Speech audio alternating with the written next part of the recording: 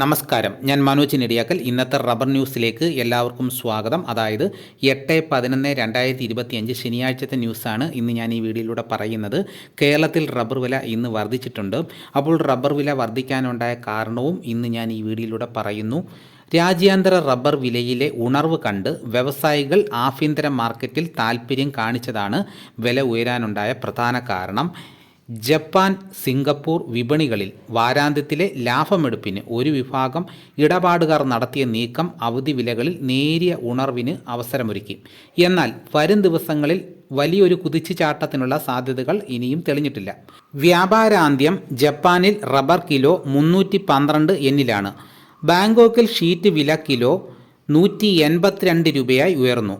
രാജ്യാന്തര വിലയേക്കാൾ കിലോ 2 രൂപ മുകളിൽ 185 രൂപയിലാണ് കൊച്ചിയിൽ ഇന്ന് ഇടപാടുകൾ അവസാനിച്ചത്.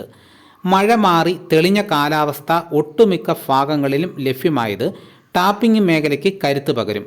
പുതിയ സാഹചര്യത്തിൽ അടുത്ത വാരം മുതൽ ലാറ്റക്സ് ലഭ്യത ഉയരുമെന്നാണ് വിപണി വൃത്തങ്ങളുടെ വിലയിരുത്തൽ. കിലോ 117 രൂപയിലാണ് ലാറ്റക്സ്. അപ്പോൾ ഇതാണ് ഇന്നത്തെ റബ്ബർ ന്യൂസ്. ഇതോടുകൂടി വീഡിയോയുടെ പൂർണ്ണമാകുന്നു. എല്ലാവരും ഒന്ന് ലൈക്ക് ചെയ്തും ഹൈപ്പ് ചെയ്തും സപ്പോർട്ട് ചെയ്യണം.